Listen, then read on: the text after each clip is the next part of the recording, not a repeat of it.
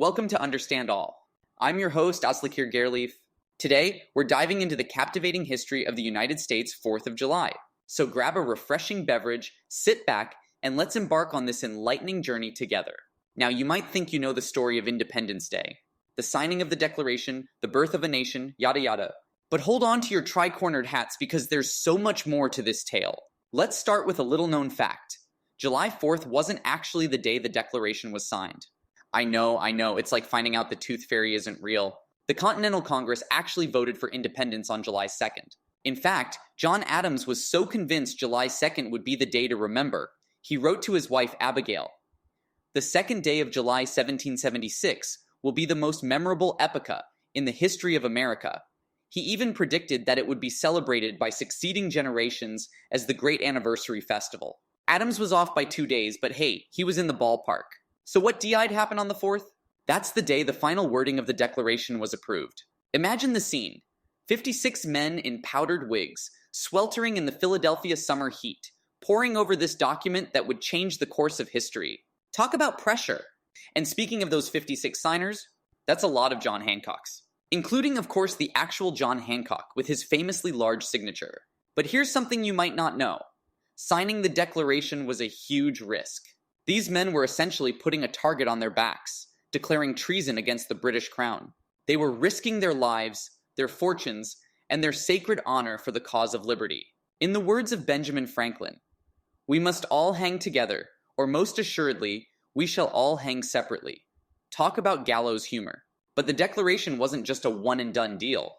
It went through quite a journey. Thomas Jefferson wrote the first draft, which was then heavily edited by the Congress. Jefferson later wrote that the Congress mangled his draft, but hey, that's the price of collaboration.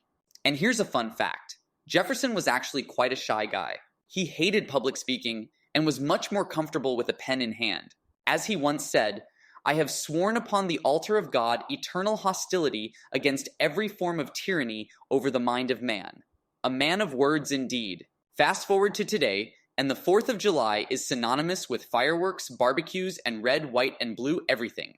But did you know that fireworks have been a part of the celebration since the very first anniversary in 1777? According to the American Pyrotechnics Association, Americans spend over $1 billion on fireworks each 4th of July. That's a lot of sparkle. But it's not all fun and games. The Consumer Product Safety Commission reports that in 2020, there were an estimated 15,600 fireworks-related injuries treated in hospital emergency rooms. So while you're oohing and eyeing over those dazzling displays, remember to celebrate safely. Of course, the 4th of July isn't just an American holiday. The ideas in the Declaration, life, liberty, and the pursuit of happiness, have inspired people around the world.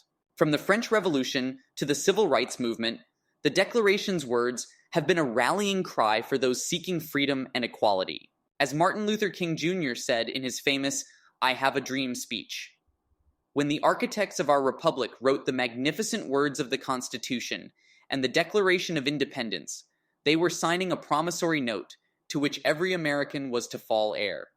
The Declaration wasn't just a document, it was a promise. So this 4th of July, as you're chowing down on hot dogs, and by the way, Americans consume about 150 million hot dogs on the 4th, according to the National Hot Dog and Sausage Council. Take a moment to reflect on what independence means to you. Is it the freedom to speak your mind? To worship as you choose?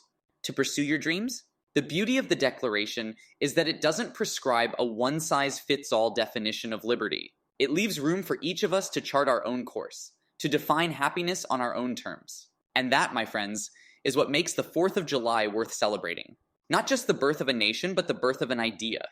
An idea that continues to inspire, to challenge, and to push us towards a more perfect union. So this Independence Day, in between the fireworks and the potato salad, take a moment to read the Declaration. Really read it, let its words sink in, and then ask yourself, how can I help to further its promise?